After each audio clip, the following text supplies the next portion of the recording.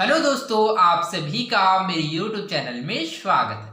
आज हम पढ़ेंगे अध्याय 2 अम्ल क्षारक एवं लवण एसिड बेस एंड सॉल्ट का लेक्चर 8। तो बिना देर किए चलिए बढ़ते हैं हमारे आज के टॉपिक में। हमारा आज का टॉपिक है अम्ल व क्षार के विलयन कितने प्रबल। ओके, तो इस टॉपिक में हम लोग पीएच स्केल के बारे में जानेंगे। ओके, तो इस टॉपिक में आगे बढ़ने से पहले चलिए सबसे पहले हम लोग कल का जो क्वेश्चन है उसके आंसर के बारे में समझ लेते हैं, फिर इस टॉपिक में हम लोग आगे बढ़ेंगे। ओके, तो हमारा कल का क्वेश्चन है प्रश्न पहला, निम्नलिखित में से अम्लों को पहचानिए। HNO3, Na2CO3, COH2 एवं HCl।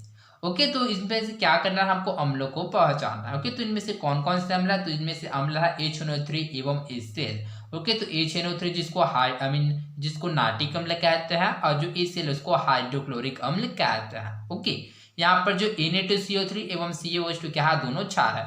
जो Na2CO3 उसको सोडियम कार्बोनेट कहते हैं और जो COH2 है वो कैल्शियम हाइड्रोक्साइड है। ओके, तो इनमें से अम्ल कौन कौन से, तो वह HNO3 एवं HCl। ओके, दूसरा, सल्फ्यूरिक अम्ल प्रबल अम्ल तथा अमोनियम हाइड्रॉक्साइड दुर्बल क्षार है, समझाइए। ओके, तो यहाँ पर क्वेश्चन है सल्फ्यूरिक अम्ल प्रबल अम्ल तथा अमोनियम हाइड्रॉक्साइड दुर्बल क्षार है, इसको हमको बताना है। तो ओके, तो इसमें आप लोग सल्फ्यूरिक अम्ल का जो फार्मूला क्या होता है तो इसको याद रखिएगा। सल्फ्यूरिक अम्ल का फार्मूला H2SO4 होता है।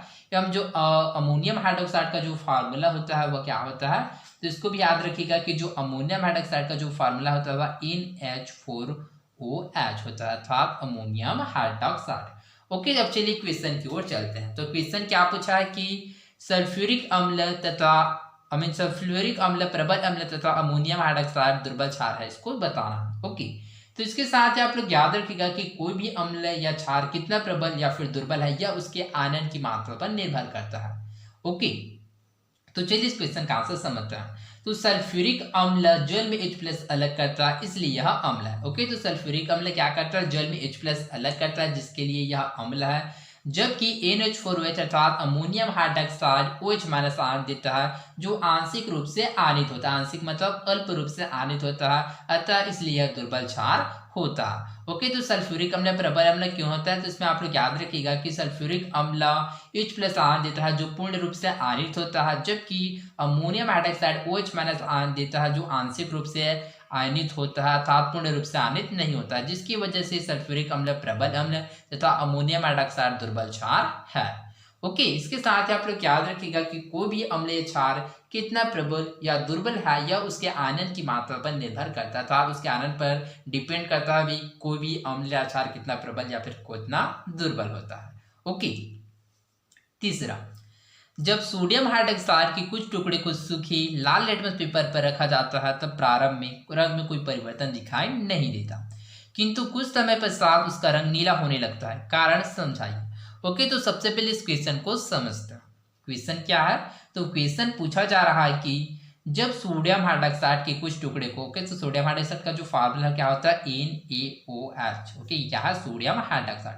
जब सोडियम हाइड्रॉक्साइड के कुछ टुकड़े को सूखे लाल लिटमस पेपर पर रखा जाता है तब प्रारंभ में रंग में कोई परिवर्तन दिखाई नहीं देता। ओके, तो जो सोडियम हाइड्रॉक्साइड को क्या करते हैं, इसका जो सूखे टुकड़ा है इसको क्या करते हैं, लाल लिटमस पेपर पर रखते हैं, तो उसमें कोई परिवर्तन नहीं होता, किंतु कुछ समय पश्चात उसका रंग नीला होने लगता है। किंतु कुछ समय के पश्चात क्या होता है, इसका जो रंग होता है वह नीला होने लगता है, कारण समझाए। ओके, तो इसी को हम लोगों को बताना है कि इसका जो रंग में क्यों परिवर्तन होता है। तो चलिए इसके बारे में समझते हैं। सोडियम हाइड्रॉक्साइड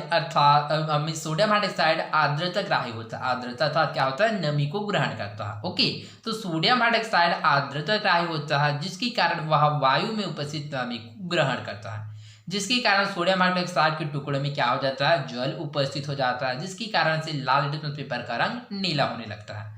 ओके, तो आई होप आप लोगों को क्वेश्चन का आंसर समझ आया होगा कि किस प्रकार से इसका रंग में परिवर्तन होता है। तो सोडियम हाइड्रॉक्साइड आर्द्रता ग्राही होता है, जिसके कारण वह वायु में उपस्थित नमी को ग्रहण करता है, जिसके कारण सोडियम हाइड्रॉक्साइड के टुकड़ों में जल उपस्थित हो जाता है, जिसके कारण से लाल लिटमस पेपर का रंग नीला होने लगता है। ओके, तो आई होप आप लोगों को समझ आया होगा। ओके, चौथा, ग्लूकोज और स्टार्च के जलीय विलयन अम्लीय गुण प्रदर्शित नहीं करते, जबकि सल्फ्यूरिक तथा एसिटिक अम्ल करते हैं, क्यों। ओके, तो यहाँ पर क्वेश्चन पूछा जा रहा है कि ग्लूकोज और स्टार्च के जो जली विलयन होता है वह अम्लीय गुण प्रदर्शित नहीं करता है, किंतु जो सल्फ्यूरिक तथा एसिटिक अम्ल होता है वह अम्लीय गुण प्रदर्शित करता है। क्यों? तो इसी के बारे में हम लोगों को बताना है। ओके, चूंकि सल्फ्यूरिक अम्ल तथा एसिटिक अम्ल जल में विलय होकर हाइड्रोजन आयन अर्थात H+ आयन क्या करता है, वह प्रदान करता है, जिसके कारण वह अम्लीय है। परंतु जो ग्लूकोज और स्टार्च है वह H+ आयन नहीं देता है, इसलिए दोनों अम्लीय नहीं है। ओके, तो इसका आंसर क्या है? तो इसमें आप लोग याद रखिएगा, सल्फ्यूरिक अम्ल तथा एसिटिक अम्ल जल में विलय होकर हाइड्रोजन आयन देते हैं, जिसके कारण वह अम्लीय है। परंतु ग्लूकोज और स्टार्च H+ आयन अर्थात हाइड्रोजन आयन नहीं देता है, इसलिए दोनों अम्लीय नहीं होते हैं। ओके, तो आई होप आप लोगों को समझ आया होगा। ओके, तो बिना देर किए चलिए बढ़ते हैं हमारे आज के टॉपिक में। ओके, अम्ल व क्षार की विलयन कितने प्रबल। ओके, तो इस टॉपिक में हम लोग क्या है, पीएच स्केल के बारे में जानेंगे। ओके, हम विलयन में H+ अथवा OH- आयनों के आधार पर उसकी अम्ल या क्षार के रूप में पहचान करते हैं। ओके, तो जैसे कि हम लोगों ने प्रीवियस लेक्चर में आयनीकरण के बारे में जाना था, जिसमें क्या होता है, हम लोग अम्ल एवं क्षार का पहचान कर सकते हैं। ओके, तो अम्ल क्या करता है, वह H+ आयन एवं ऋणावेशित आयन में विभाजित होता है। ठीक इसी प्रकार जो क्षार होता है वह OH- आयन एवं धनावेश आयन में क्या हो जाता है, वह विभाजित होता है। तो इस प्रकार से हम लोग अम्ल या क्षार के रूप में पहचान करते हैं। ओके, क्या हम किसी विलयन में उपस्थित आयनों की संख्या जान सकते हैं? क्या हम यह ज्ञात कर सकते हैं कि विलयन में अम्ल अथवा क्षार कितना प्रबल है? तो हाँ, हम लोग जान सकते हैं कि कोई भी अम्ल या फिर कोई भी क्षार कितना प्रबल, अर्थात कोई भी अम्ल या क्षार कितना दुर्बल या फिर कोई प्रबल अम्ल या क्षार है। किसके द्वारा? तो वह है पीएच स्केल के द्वारा। ओके, क्या है पीएच मान? ओके, तो चलिए अब हम लोग पीएच मान के द्वारा अर्थात पीएच स्केल के बारे में समझने का प्रयास करते हैं। अम्ल एवं क्षारकों की प्रबलता के अंतर को समझने के लिए डेनमार्क के वैज्ञानिक सोरेनसन ने 1909 में एक पैमाना तैयार किया, जिसे पीएच स्केल कहते हैं। ओके, तो पीएच स्केल किसे कहते हैं? ओके, तो यहाँ पर बताया गया है कि जो अम्ल एवं क्षारकों की प्रबलता को अंतर को समझने के लिए क्या है, डेनमार्क के वैज्ञानिक सोरेनसन ने 1909 में एक पैमाना तैयार किया, जिसको पीएच स्केल कहते हैं। ओके, यहाँ पी का तात्पर्य पोटेंस अर्थात शक्ति है, अर्थात यदि दिए गए विलयन में हाइड्रोजन आयन H+ की मात्रा कितनी है, यह पीएच द्वारा प्रदर्शित किया जा सकता है। ओके, तो यहाँ पर पीएच स्केल से तात्पर्य क्या होता है, यहाँ पर जो पी है, पी से तात्पर्य पोटेंस होता है, पोटेंस अर्थात शक्ति, एवं जो H किसको प्रदर्शित करता है, यह विलयन में हाइड्रोजन आयन की मात्रा को दर्शाता है। ओके, तो इस प्रकार से हम लोग पीएच के द्वारा क्या है, किसी भी विलयन में हाइड्रोजन आयन की मात्रा कितनी है, यह पीएच के द्वारा ज्ञात किया जा सकता है। ओके, तो पीएच स्केल किसे कहता है? ओके, तो इसको आप लोग याद रखिएगा कि ऐसा स्केल जिसमें हाइड्रोजन के पावर की शक्ति को बताया जाता है, उसको पीएच स्केल कहता है। ओके, या इसको आप लोग शॉर्ट फॉर्म में याद रख सकते हैं कि हाइड्रोजन की पावर अथवा शक्ति को बताने वाले स्केल को पीएच स्केल कहता है। पीएच स्केल किसे कहता है? तो इसमें आप लोग याद रखिएगा कि हाइड्रोजन के पावर अर्थात शक्ति को बताने वाले स्केल को पीएच स्केल कहते हैं। ओके, तो आई होप आप लोगों को समझ आएगा। ओके, पीएच स्केल से सामान्यतः 0 अधिक अम्लीयता से 14 अधिक क्षारीयता तक पीएच मान ज्ञात किए जा सकते हैं। ओके, तो पीएच स्केल में क्या होता है, जो पीएच स्केल 0 से होकर कितने तक होता है, 0 से लेकर 14 तक अर्थात 14 तक होता है, जिसमें अम्लीयता एवं क्षारीयता को क्या ज्ञात किया जा सकता है। पीएच एक ऐसी संख्या है जो किसी तनु विलयन की अम्लीयता अथवा क्षारीयता को दर्शाते हैं। तो इस प्रकार से पीएच एक ऐसी संख्या जिसके द्वारा हम क्या है, किसी भी तनु विलयन की अम्लीयता एवं क्षारीयता को ज्ञात कर सकते हैं। ओके, किसी विलयन के पीएच को ज्ञात करने एवं तुलना करने के लिए हम सार्वत्रिक सूचक का प्रयोग करते हैं। ओके, तो किसी भी विलयन की क्या है, पीएच को ज्ञात करने के लिए कि उसका पीएच मान कितना है एवं उसमें क्या है, कंपेयर करने के लिए क्या है, सार्वत्रिक सूचक का प्रयोग करता है। ओके, सार्वत्रिक सूचक अनेक सूचकों का मिश्रण होता है। ओके, तो सार्वत्रिक सूचक क्या होता है, तो सार्वत्रिक सूचक अनेक सूचकों अर्थात बहुत सारे सूचकों का मिश्रण होता है। ओके, इसकी सहायता से किसी अम्लीय व क्षारीय विलयन की प्रबलता ज्ञात की जाती है। ओके, तो सार्वत्रिक सूचक के द्वारा क्या है, किसी भी अम्लीय व क्षारीय विलयन की प्रबलता अर्थात वह कितना प्रबल है एवं कितना दुर्बल है, इसको ज्ञात किया जाता है। यह विलयन में हाइड्रोजन आयन की विभिन्न सांद्रता को विभिन्न रंगों से प्रदर्शित करता है। तो इस प्रकार से जो सार्वत्रिक सूचक होता है, क्या हाइड्रोजन आयन की विभिन्न सांद्रता को क्या है, अलग अलग रंगों के द्वारा प्रदर्शित करता है।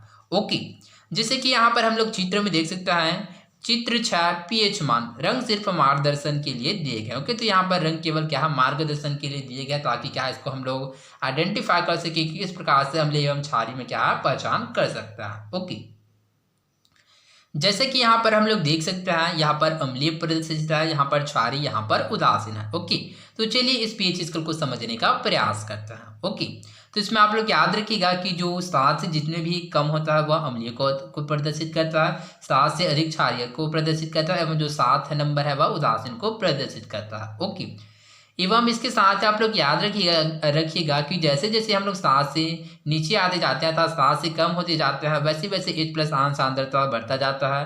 ठीक इसी प्रकार जैसे जैसे हम लोग 7 से अधिक जाते हैं, वैसे वैसे OH- आयन सांद्रता बढ़ता जाता है। ओके, तो जैसे कि यहाँ पर प्रदर्शित है H+ आयन सांद्रता बढ़ते क्रम में, OH- आयन सांद्रता बढ़ते क्रम में। ओके, तो चलिए अब इस पीएच स्केल को क्या करते हैं, इस पीएच स्केल को क्या है, जो पीएच स्केल है इसको हम लोग इस चित्र के द्वारा समझने का प्रयास करते हैं।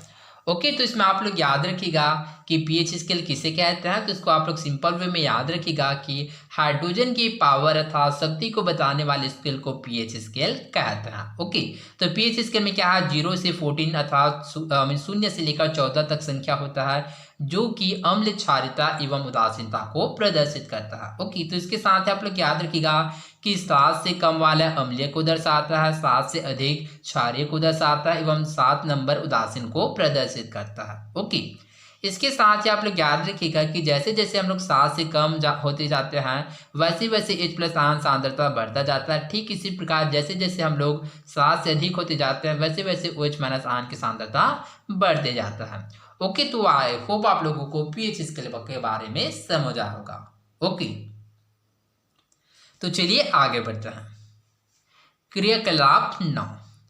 ओके, तो इसके साथ ही आप लोग एक चीज और याद रखिएगा कि जैसे जैसे यहाँ पर यहाँ से कम होते जाता है, अर्थात 7 से 6, 6 से 5, 5 से 4, 4 से 3, 3 से 2, 2 से 1, 1 से 0, तो वैसे वैसे क्या होता है, H+ आयन की सांद्रता बढ़ते जाता था, यह क्या होता है, प्रबल होते जाता है। इस प्रकार से यहाँ पर क्या होगा, प्रबल अम्लीय होगा। ठीक इसी प्रकार क्या होता है, जो क्षारीय में 7 से 8, 8 से 9, 9 से 10, 10 से 11, 11 से 12, 12 से 13, 13 से 14 जाता है, वैसे वैसे इसके क्षारीयता में क्या होता है, बढ़ते जाता है। वैसे वैसे इसका क्षारीयता क्या होता है, प्रबल होते जाता है। यहाँ पर क्या होगा, सबसे प्रबल क्षारीय होगा 14 में, यहाँ पर 0 में सबसे प्रबल अम्लीय होगा। यहाँ पर जैसे कि 6 और 7 के मध्य में क्या होगा, तो ये क्या होगा, दुर्बल अम्लीय होगा। ठीक इसी प्रकार 7 और 8 में क्या होगा, 7 और 8 के मध्य जैसे कि 8 में क्या होगा, तो यह क्षारीय होगा, दुर्बल क्षारीय होगा। ओके, तो आई होप आप लोगों को समझ आया होगा। तो यहाँ पर क्या होगा, प्रबल अम्ल होगा, यहाँ पर प्रबल क्षारीय होगा, यहाँ पर क्या होगा, दुर्बल अम्ल होगा, वहां पर दुर्बल क्षारीय होगा। ओके, तो आई होप आप लोगों को समझ आया होगा। तो चलिए आगे बढ़ते हैं। क्रियाकलाप 9। नीला लाल लिटमस पत्र तथा सार्वत्रिक सूचक की सहायता से 3.5 में दिए गए विलयनों का परीक्षण कर होने वाले रंग परिवर्तन के आधार पर विलयन की प्रकृति तथा पीएच मान नोट कीजिए। ओके, तो हम लोग क्या करते हैं, सबसे पहले नीला लिटमस पेपर लेते हैं, लाल लिटमस पत्र, साथ ही सार्वत्रिक सूचक की सहायता से क्या है, यहाँ पर जो 3.5 में प्रदर्शित है, जैसे कि यहाँ पर हम लोग 3.5 में देख सकते हैं, यहाँ पर बहुत सारे क्या दिया है, कंपाउंड्स अर्थात यौगिक दिया है, अर्थात इस विलयनों का क्या परीक्षण करता है, साथ ही क्या है, इसमें क्या रंग परिवर्तन होता है, साथ ही इसका पीएच मान क्या है, इसको हम लोग ज्ञात करते हैं। ओके, तो जैसे कि यहाँ पर प्रदर्शित है 3.5 विभिन्न विलयनों की प्रकृति तथा पीएच मान, जैसे कि प्रदर्शित है क्रमांक, विलयन, लिटमस पत्र द्वारा ज्ञात विलयन की प्रकृति, सार्वत्रिक सूचक से ज्ञात पीएच मान। ओके, तो यहाँ पर विलयन की प्रकृति को प्रदर्शित करना है कि इसका विलयन की प्रकृति क्या है, अर्थात अम्लीय, क्षारीय या फिर उदासीन, और यहाँ पर दर्शाना है कि यहाँ पर इसका जो पीएच मान क्या है। ओके, जैसे कि यहाँ पर है नींबू का रस, दूध, टमाटर का रस, खाने का सोडा, तनु हाइड्रोक्लोरिक अम्ल, तनु सोडियम हाइड्रोक्साइड, जल, साबुन का जल में घोल, कॉपर सल्फेट, विरंजक चूर्ण, अमोनियम एसिडेट एवं नमक। ओके, तो जब ये आप लोग क्या है, इसका आप लोग स्कूल में क्या करोगे, प्रैक्टिकल करोगे, तब आप लोगों को इजीली पता चल जाएगा कि इसका जो प्रकृति एवं इसका पीएच मान क्या है। ओके, तो आई होप आप लोगों को समझ आया होगा। तो बिना देर किए चलिए आगे बढ़ते हैं। आप जानते हैं कि पीएच हाइड्रोजन आयन की मात्रा की माप है। ओके, तो जो पीएच क्या है, वह हाइड्रोजन आयन की मात्रा की माप है। क्रियाकलाप 9 में हमने देखा कि क्षारीय पदार्थों के भी पीएच मान प्राप्त हुए। ओके, तो जैसे कि आप लोग को क्रियाकलाप में देख सकते हैं यहाँ पे, जैसे कि हम लोगों ने पीएच स्केल में समझा था कि जो क्षारीय पदार्थ होता है उसका भी पीएच मान होता है। किसी क्षारीय पदार्थ में H प्लस आयन की मात्रा का क्या तात्पर्य है? ओके, तो कोई भी क्षारीय पदार्थ में क्या होता है, H प्लस आयन भी उपस्थित होता है। तो इस आयन की मात्रा का क्या तात्पर्य है, तो इसको हम लोग आगे समझेंगे। आइए इसे समझे। तो चलिए इसको हम लोग समझने का प्रयास करते हैं। शुद्ध जल का आंशिक आयन होता है जिसके फलस्वरूप H प्लस तथा OH माइनस आयन बनता है। ओके, जो शुद्ध जल होता है क्या होता है, उसका आंशिक आयन अर्थात पूर्ण रूप से आयन होता है, अर्थात वह धन आवेश एवं ऋण आवेश में वियोजित होता है। जैसे कि यहाँ पर देख सकते हैं उसके फलस्वरूप क्या बनता है, H प्लस एवं OH माइनस आयन बनता है। जैसे कि H2O का क्या होता है, आंशिक आयन होता है, जिसकी वजह से क्या होता है, वह H प्लस एवं OH माइनस में क्या हो जाता है, वह विभाजित हो जाता है। ओके, इस आंशिक आयनीकरण के कारण प्रत्येक जलीय विलयन में कुछ मात्रा में H प्लस तथा OH माइनस आयन उपस्थित रहते हैं। इसलिए अम्लीय विलयन में कुछ OH माइनस आयन तथा क्षारीय विलयन में कुछ H प्लस आयन उपस्थित रहता है। ओके, तो इस प्रकार से जैसे कि जो वाटर का था, जो जल का जो आंशिक आयनीकरण होता है था, तो धन आवेश एवं ऋण आवेश में क्या हो जाता है, वह वियोजित हो जाता है, अर्थात विभाजित हो जाता है। इस प्रकार से H प्लस तथा OH माइनस आयन क्या होता है, वह उपस्थित रहता है। तो इस प्रकार से हम लोग कह सकते हैं कि अम्लीय विलयन में OH माइनस आयन तथा क्षारीय विलयन में H प्लस आयन उपस्थित रहते हैं। ओके, जैसे कि हम लोगों ने आयनीकरण में पढ़ा था कि जो आयनीकरण में क्या होता है, जो अम्ल एवं क्षार क्या होता है, धन आवेश एवं ऋण आवेश में वियोजित अर्थात विभाजित हो जाता है। जैसे कि हम लोगों ने एग्जांपल देखा था HCl हाइड्रोक्लोरिक अम्ल का। जैसे कि HCl हाइड्रोक्लोरिक अम्ल का, हाइड्रोक्लोरिक अम्ल किसमें वियोजित होता है, तो चलिए इसको मैं डायरेक्ट बता रहा हूँ। तो ये क्या होता है, H प्लस धन आवेश एवं Cl माइनस ऋण आवेश में वियोजित होता है। ठीक इसी प्रकार जैसे कि हम लोग क्षार सोडियम हाइड्रोक्साइड की बात करें, NaOH, तो यह भी क्या होता है, वह Na प्लस OH माइनस अर्थात OH माइनस एवं धन आवेश में वियोजित हो जाता है। ठीक इसी प्रकार जो वाटर के मॉलिक्यूल होता है, वह जल होता है, क्या होता है, H2O, जो कि H प्लस एवं OH माइनस में वियोजित होता है, जिसकी वजह से अम्लीय तथा क्षारीय में क्या होता है, अम्लीय विलयन में कुछ OH माइनस आयन तथा क्षारीय विलयन में H प्लस आयन उपस्थित रहते हैं। ओके, H प्लस तथा OH माइनस आयनों की संख्या में व्युत्क्रम संबंध होता है, अर्थात H प्लस तथा OH माइनस आयन की जो संख्या में क्या होता है, व्युत्क्रम संबंध, अर्थात क्या होता है, एक दूसरे से अपोजिट अर्थात उल्टे होते हैं, अर्थात विपरीत होते हैं। ओके, जब विलयन में H प्लस आयनों की संख्या अधिक होती है तब उस विलयन में OH माइनस आयनों की संख्या कम होती है। जो इसके विपरीत विलयन में OH माइनस आयनों की संख्या अधिक होने पर H प्लस आयनों की संख्या कम होती है। ओके जी, यदि H प्लस आयन की जो संख्या क्या होगा, वह अधिक होगा, तो इस स्थिति में क्या होगा, जो OH माइनस की जो संख्या क्या होगा, कम होगा। यदि OH माइनस की जो OH माइनस आयन की संख्या अधिक होगा तो H प्लस आयनों की संख्या क्या होगा, कम होगा। जैसे कि उदाहरण के द्वारा समझ सकते हैं, जैसे कि HCl हाइड्रोक्लोरिक अम्ल, यानी H प्लस की मात्रा क्या होगा, अधिक होगा, तो Cl माइनस की जो मात्रा होगा कम हो जाएगा। यदि OH माइनस की मात्रा क्या होगा, अधिक होगा, तो धन आवेश अर्थात Na प्लस की मात्रा क्या हो जाएगा, कम हो जाएगा, अर्थात ये एक दूसरे के विपरीत है। ओके, pH H प्लस और OH माइनस के सापेक्षिक मान को व्यक्त करता है, इसे सारणी 4 में दर्शाया गया। अर्थात इस प्रकार से H प्लस एवं OH माइनस का सापेक्षिक मान को व्यक्त करता है, जैसे कि यहाँ पर चित्र 4 में दिखाया था। सारणी 4 में H प्लस एवं OH माइनस आयन सांद्रण तथा pH मान। ओके, 25 डिग्री सेल्सियस तथा 25 डिग्री सेल्सियस पर शुद्ध पानी के आयन से समान मात्रा में H प्लस तथा OH माइनस आयन बनता है। ओके, तो जो जल का था, जो शुद्ध पानी का जो आयन है वह 25 डिग्री सेल्सियस पर होता है, तो इस स्थिति में जो H प्लस तथा OH माइनस की जो आयन होता है वह समान होता है। सारणी 4 में हम देखते हैं कि pH 7 पर H प्लस तथा OH माइनस आयन की सांद्रता बराबर 10⁻⁷ मोल पर L है।